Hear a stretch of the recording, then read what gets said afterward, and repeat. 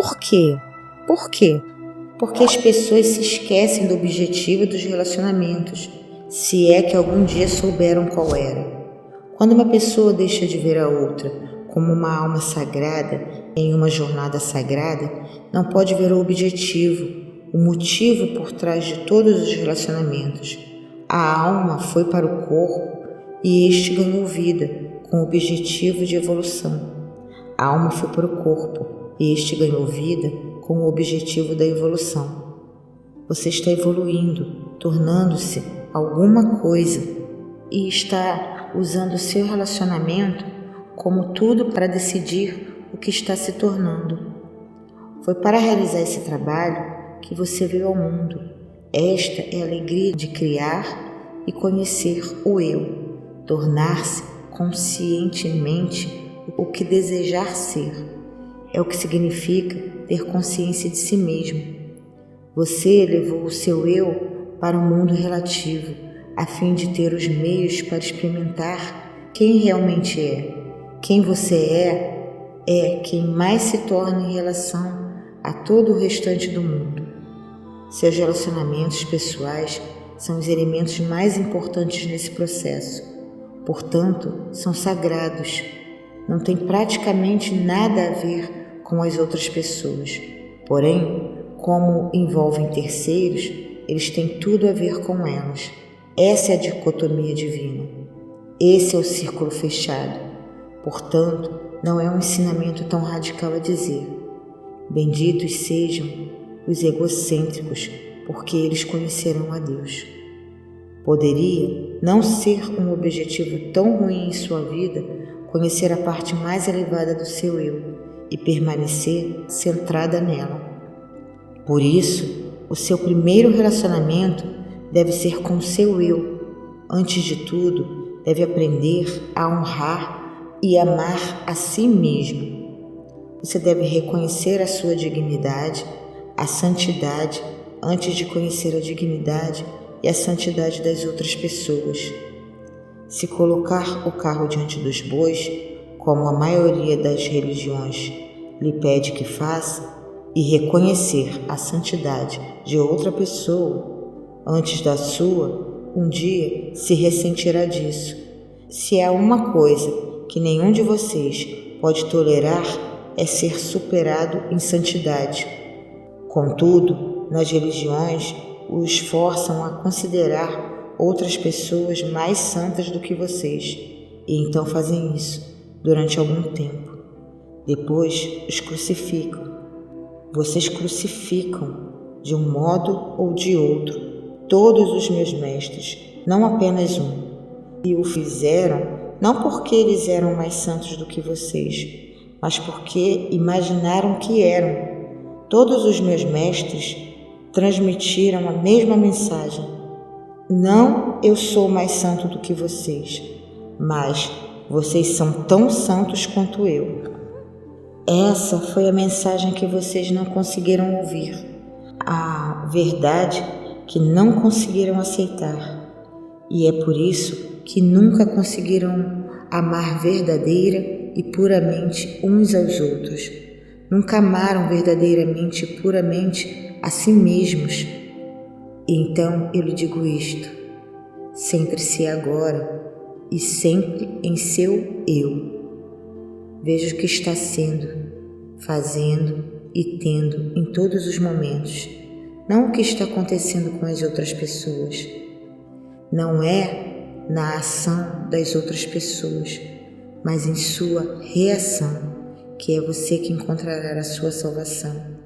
Eu sei, mas isso de algum modo nos deixa a impressão de que não deveríamos nos preocupar com o que as outras pessoas nos fazem nos relacionamentos. Elas podem ter qualquer atitude e desde que mantenhamos o nosso equilíbrio, nos centremos em nós mesmos e consideremos o que é importante, nada poderá nos afetar. Mas as outras pessoas realmente nos afetam. Às vezes, os seus atos realmente nos magoam. É quando surge a mágoa nos relacionamentos que eu não sei o que fazer. É muito fácil dizer: deixe isso para lá, Faça com que este fato não signifique coisa alguma para você. Mas eu realmente fico magoado com as palavras e os atos das outras pessoas nos relacionamentos. Chegará o dia em que não ficará. Esse será o dia em que compreenderá e tornará real o verdadeiro significado dos relacionamentos, a verdadeira razão da sua existência. É porque você se esqueceu do que os relacionamentos significam que reage assim. Mas não faz mal, isso é parte do processo de crescimento da evolução. É o trabalho da alma que você é capaz de fazer no relacionamento. Contudo, isso envolve uma profunda compreensão, uma grande lembrança. Até você se lembrar disso, e então lembre-se também de como usar o relacionamento como um meio de criação do seu eu. Deve trabalhar no nível em que se encontra, o nível da compreensão, boa vontade e lembrança. E, portanto, há iniciativas que você pode ter quando reage com sofrimento e magia ao que outra pessoa está sendo, dizendo ou fazendo. A primeira é admitir honestamente para si mesmo e para ela como está se sentindo. Muitos de vocês têm medo de fazer isso, porque acham que os fará parecer ruins. Em algum lugar, em seu íntimo, você percebe que provavelmente é ridículo sentir-se assim. Provavelmente é uma fraqueza sua. Você está acima dessas coisas, mas não pode evitar. Ainda se sente assim.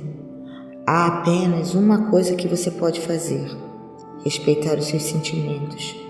Porque respeitá-los significa respeitar o seu eu, e você deve amar ao próximo como a si mesmo. Como pode esperar compreender e respeitar os sentimentos do próximo se não respeita os seus? A primeira pergunta em qualquer processo interativo com outra pessoa é: quem eu sou agora e quem desejo ser em relação a isso? Frequentemente, você só se lembra de quem é e de quem deseja ser quando experimenta alguns modos de ser.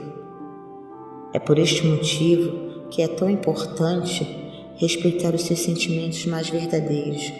Se o seu primeiro sentimento é negativo, simplesmente tê-lo é com frequência tudo o que é preciso para evitá-lo. É quando você tem aversão, raiva, revolta e vontade de querer dar o troco que pode repudiar esses primeiros sentimentos por não corresponderem a quem deseja ser. O mestre é aquele que já passou por tantas experiências desse tipo que sabe antecipadamente quais serão as suas escolhas finais. Não precisa experimentar coisa alguma. Já viu esse filme e não gostou. E como a vida de um mestre é dedicada à constante realização do eu como o conhece, nunca teria esses sentimentos. É por esse motivo que os mestres mantêm a calma diante do que os outros poderiam chamar de calamidade. O mestre bendiz a calamidade porque sabe que das sementes do desastre e de todas as experiências vem o crescimento do eu. E o segundo objetivo da vida do mestre é sempre o crescimento, porque quando uma pessoa se realiza plenamente, não lhe resta outra alternativa além de ser mais ainda ela mesma. É nesse estágio que a pessoa passa do trabalho da alma para o trabalho de Deus, porque é isso que eu sou capaz de fazer.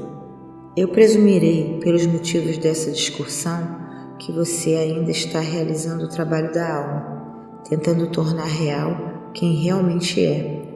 A vida lhe dará, eu lhe darei muitas oportunidades de criar-se, lembrar-se de que a vida não é um processo de descoberta, mas de criação.